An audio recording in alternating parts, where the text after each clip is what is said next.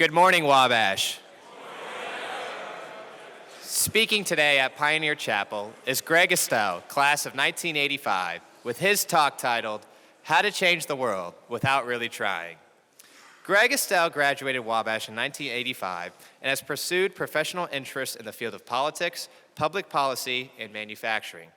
He founded the Estell Group, LLC, in 2005, where he and colleagues provide sales and marketing services for manufacturers of engineered components used in industrial automation, power transmission, automotive, and other precision positioning applications, with relationships based in Italy, India, and North America.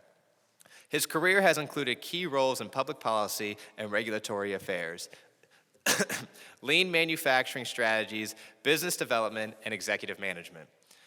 Greg was elected to the Wabash College Board of Trustees in 2017 and re-elected in 2021.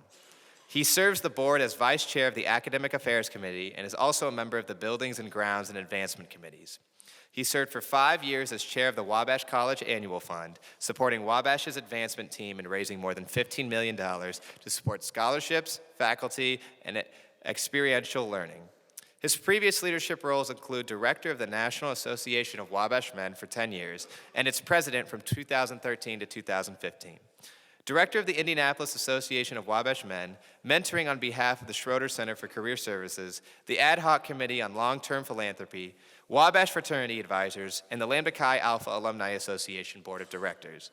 Outside Wabash, he serves on the American Gear Manufacturers Association Board of Directors, as well as his neighborhood HOA board. Other volunteer activities focus on the arts and hunger relief. Greg and his wife Sarah live in Fishers, Indiana, and are proud parents of their son Shia, who lives in Indianapolis. Please join me in welcoming Greg Estell.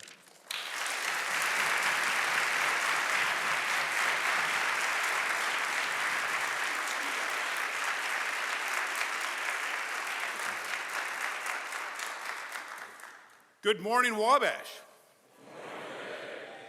That's a great sound. Really grateful to see you here. Adam, thank you for that wonderful, insightful introduction, that I wrote, so I think it's perfect. So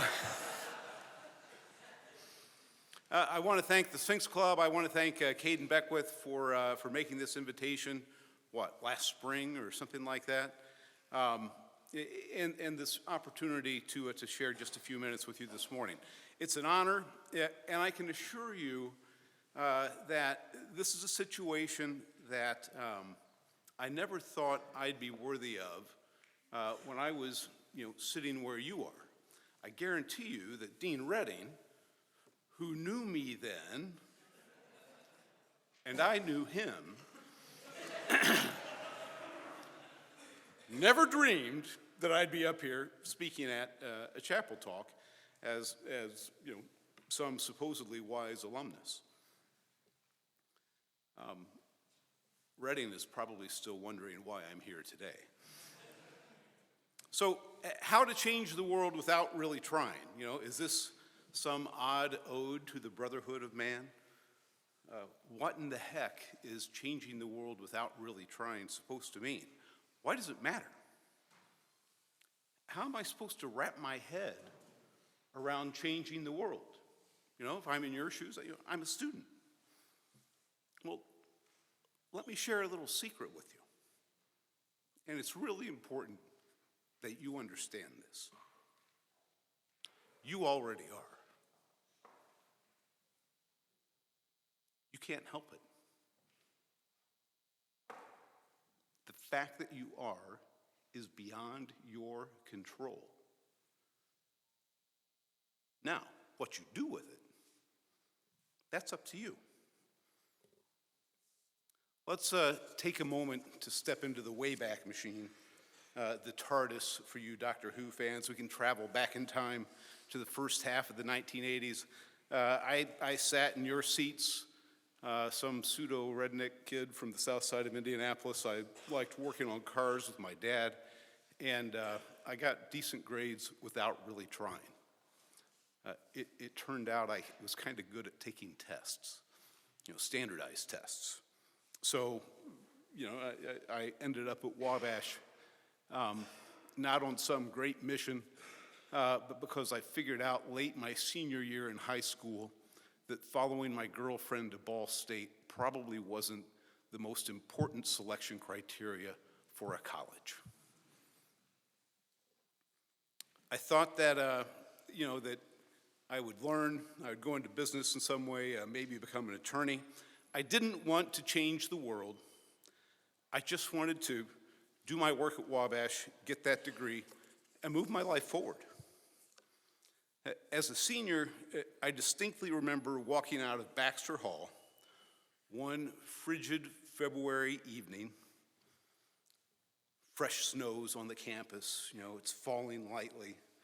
The chapel is softly glowing. It's an Instagram perfect moment. If we had had Instagram in 1985. I was going to graduate in 3 years, or 3 months rather. Wabash had been a great experience, and gosh, I'm sure going to miss this place. And I look at it and I look at the chapel and I think, and I have no idea what I'm going to do. What have I really learned that's going to help me move forward the way I want to move forward? What do I know? Holy crap. I don't know anything. How am I going to survive? What am I going to do? Instagram perfect to panic attack in 5 seconds. So I'm staring at the chapel, looking around the mall, deep breaths.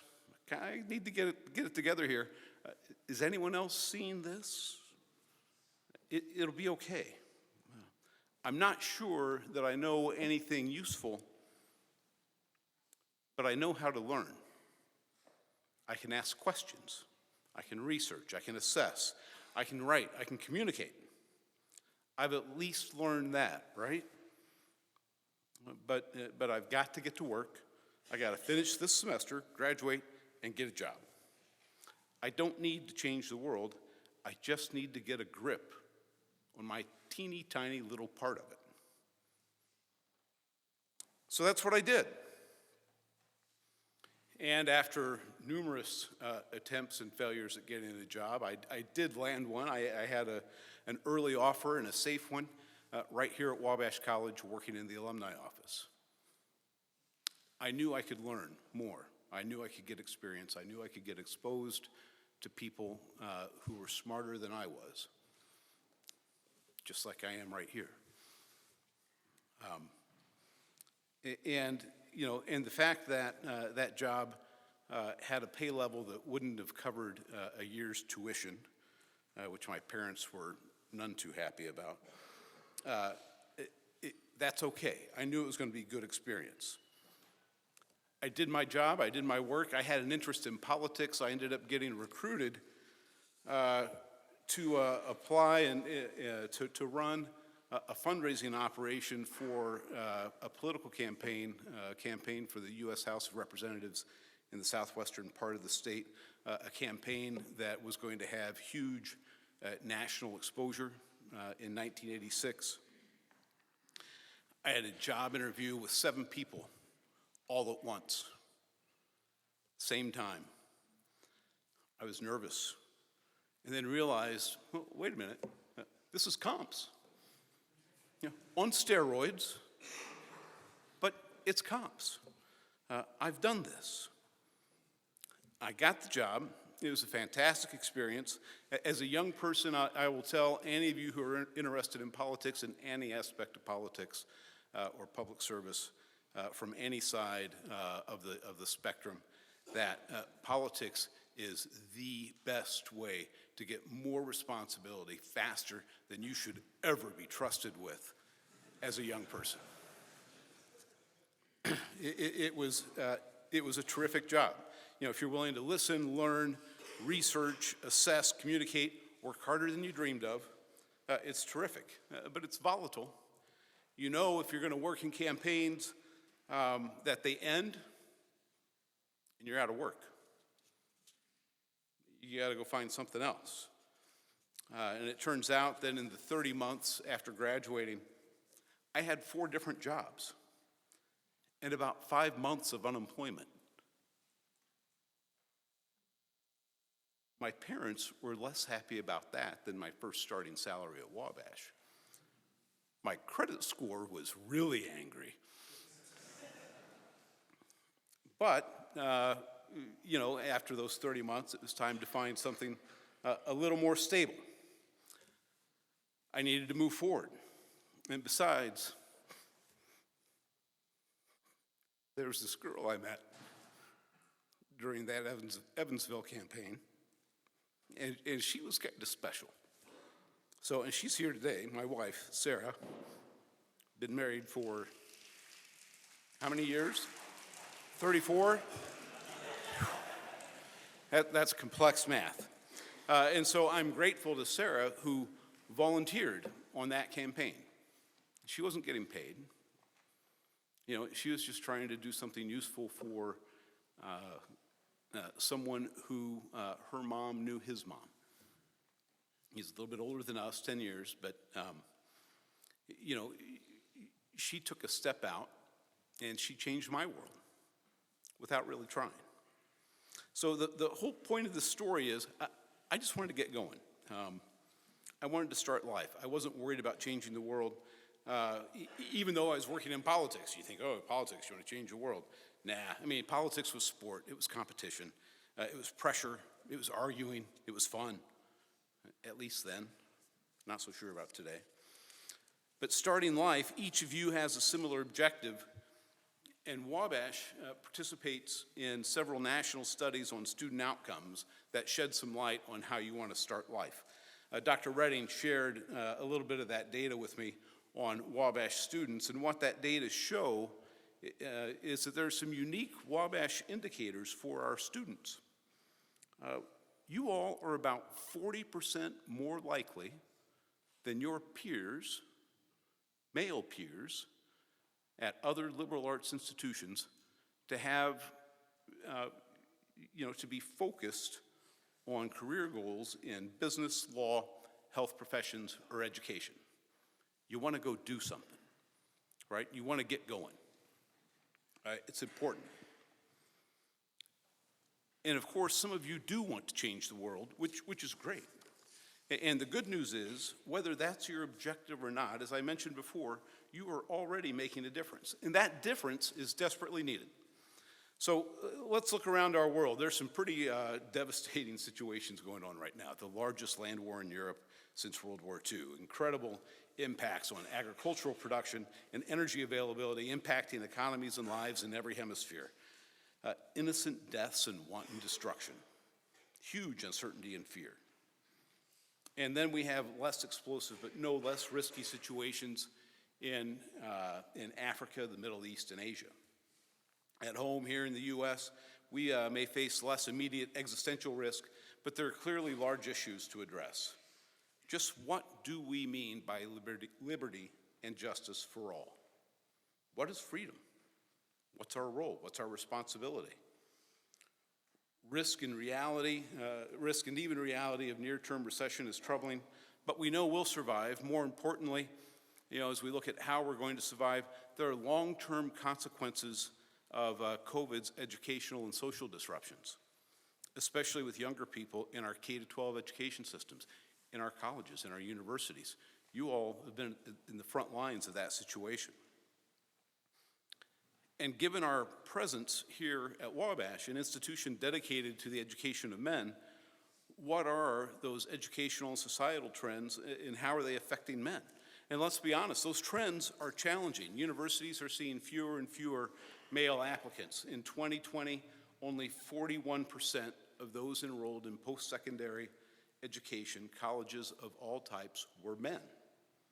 Our colleges are basically a 60-40 split. Female to male. In 1972, men earned 12% more bachelor degrees than women. By 1982, that gap was eliminated, 50-50. In 2019, that pendulum had swung to the point where women are earning 14% more bachelor degrees than men.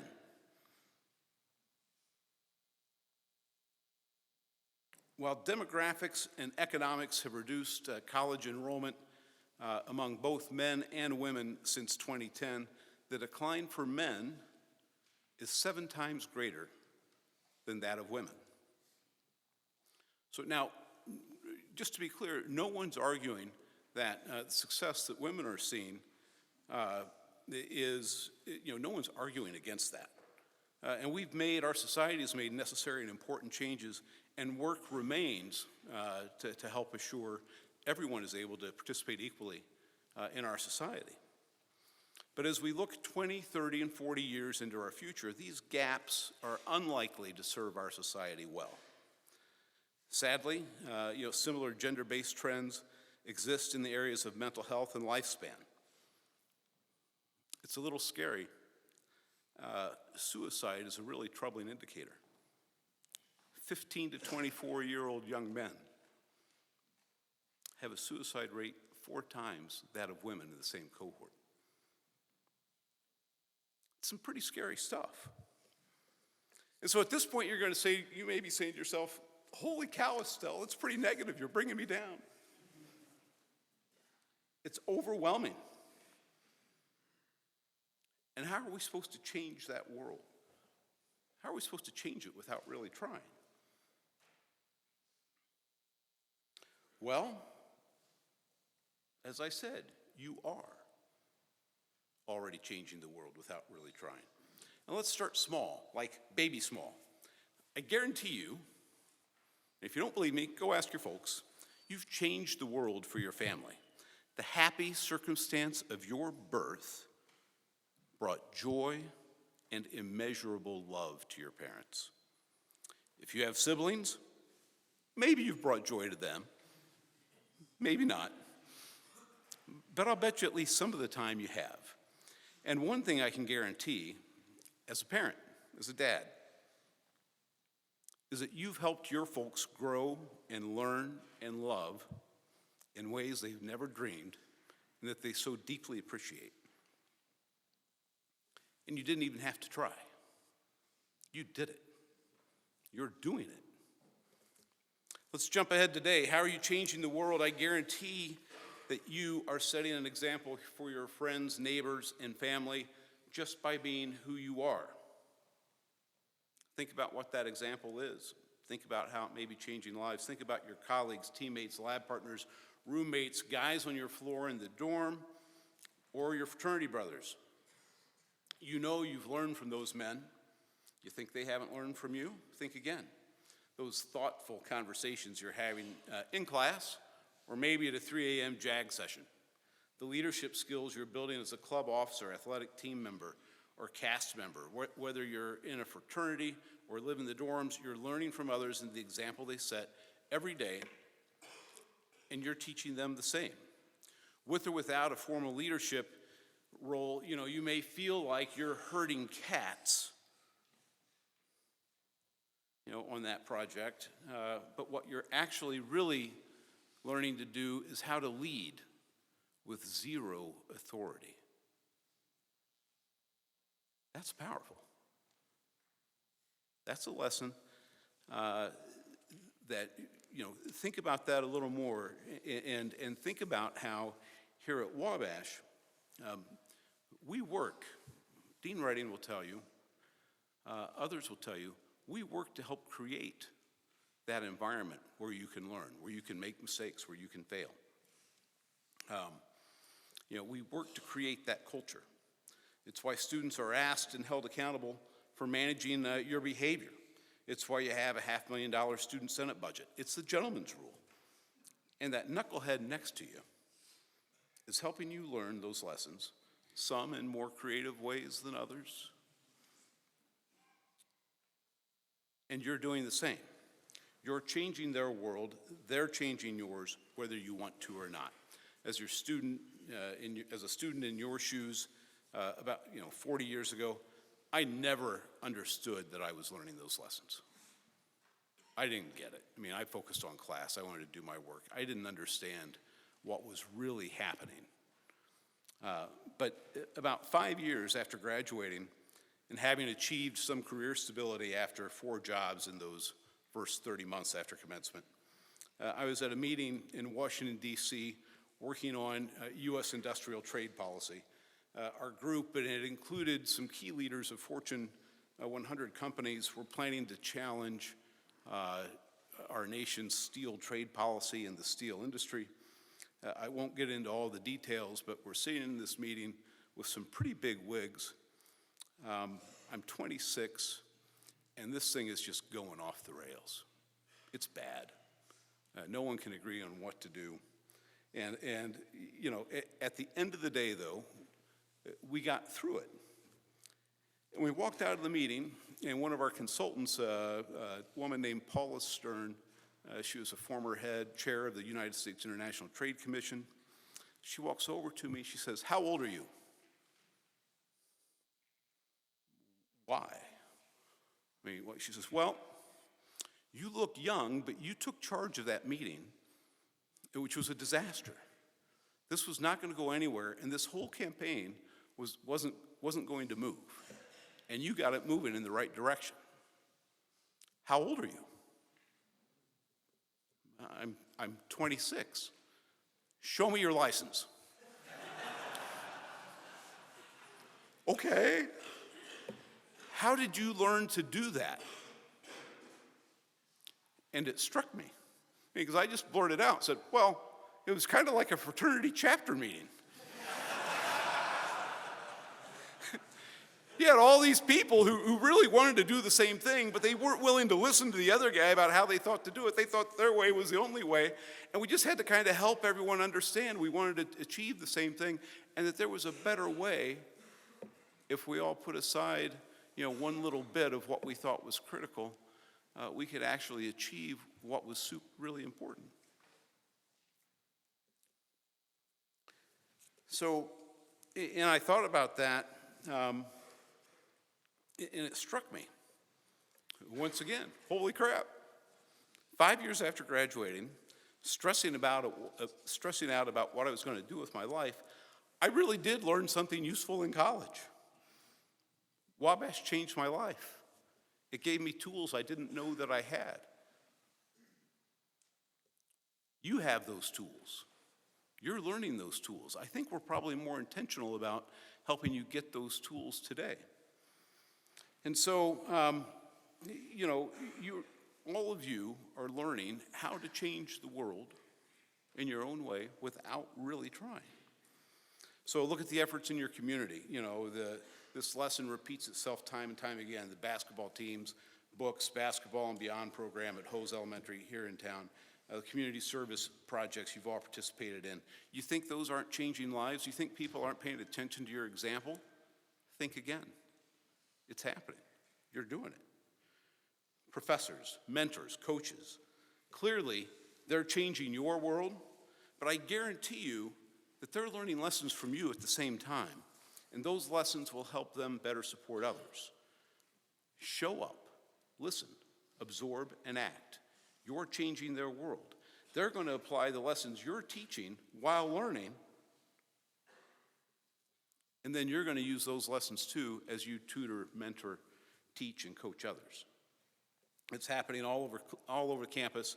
It's happening during your classes, labs. It's on stage. It's on the fields. It's happening in internships, such as the one Francisco Jimenez had this summer at Gleaner's Food Bank of Indiana. Francisco helped to gather data. I see you there, brother. Nice shouting out on the mall, too. Francisco helped gather data on the communities that Gleaner serves. It's 21, 22 counties in central Indiana and southeastern Indiana. And they were, you know, and he went above and beyond that, in particular to assure that Spanish-speaking families felt welcomed and understood, that they were able to participate in sharing data. You know, no doubt, Francisco, you probably thought, hey, I'm just doing my job, right? But what you did is you created a welcoming presence. You helped assure that it was safe for those families, you know, to participate. You helped Gleaners understand, hey, we've got some gaps we need to cover. okay? You're changing the world, man.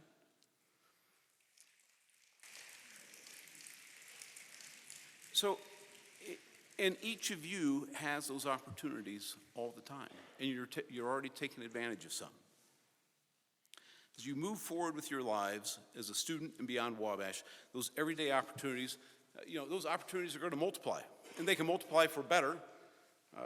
They can multiply for worse with some not so great decision making. Let's not get into that. And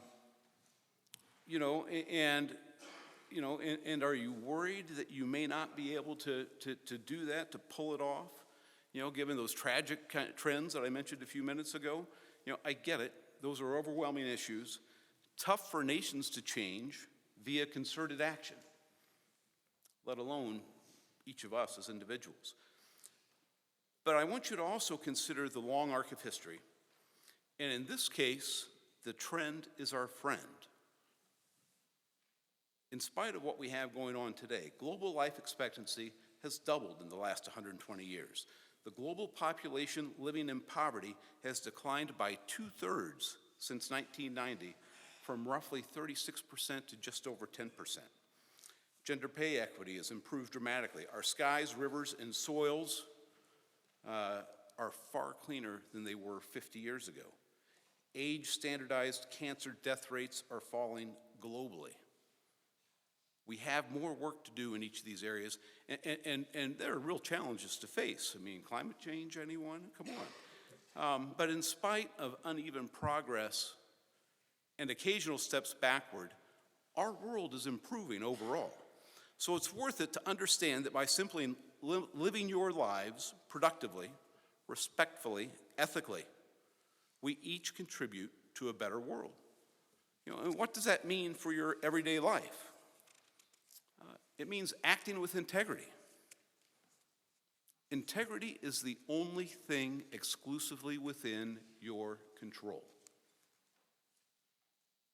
You can lose everything else. It can be taken from you.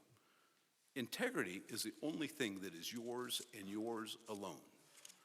Guard it, protect it, think about it. It's important.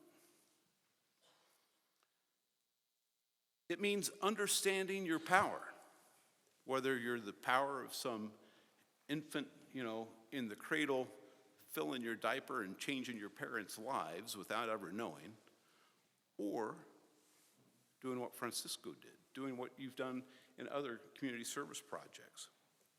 It means you have power, and you have to understand that you never know, when you're changing someone else's life, except all the time.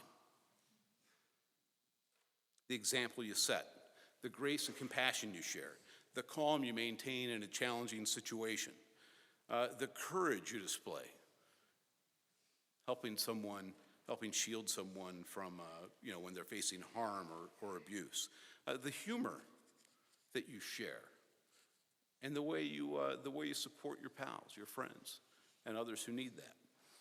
It's as simple as picking up a piece of trash, as stressful as standing up to a bully, or simply sharing a moment to listen.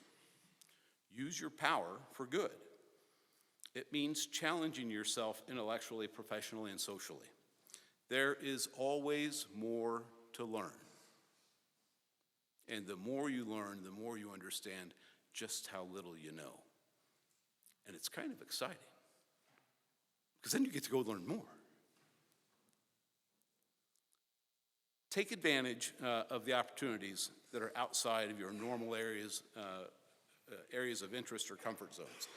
Put yourself in the shoes of someone who views life from a completely different perspective, and embrace that person with respect.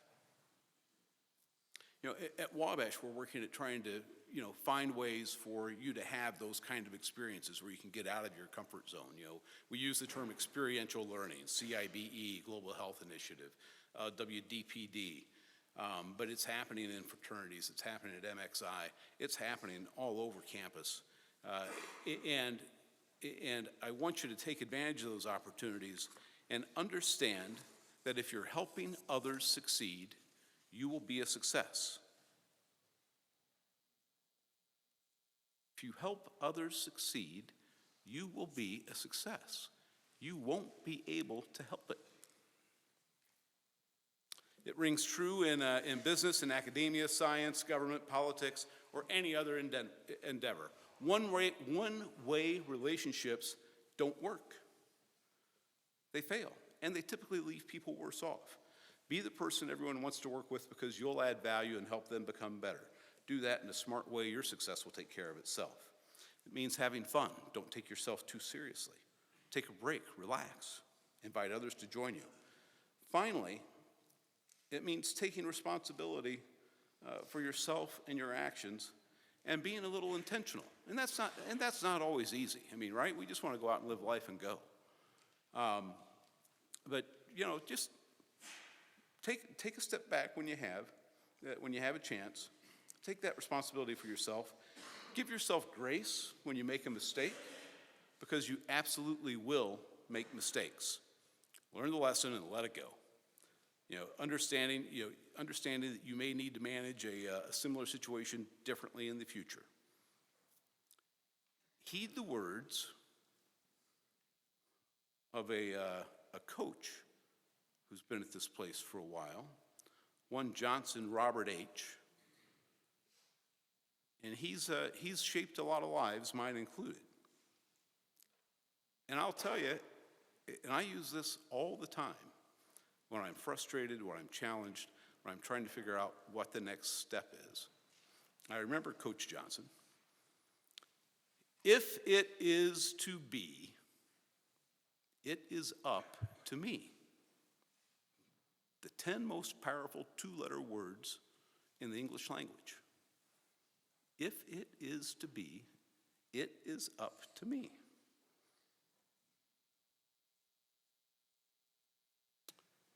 Gentlemen, ladies, every single one of you, each and every one of you, every day you are loved. Every day. On this campus, in your families, by your friends. One of the things I love about Wabash is that I can look a whole ton of dudes right in the eye and say, brother, I love you. And it's not weird. 1981, when I was graduating, that was weird. Today, absolutely no problem.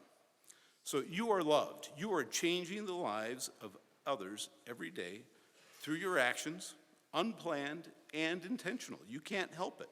That gives you incredible power to change a life, impact a community, and move our world forward, even if in just a small way. You don't have to be perfect. That's impossible. You just have to live your life. You'll change the world without really trying. Just use that power wisely. Thanks so much. Wabash always fights.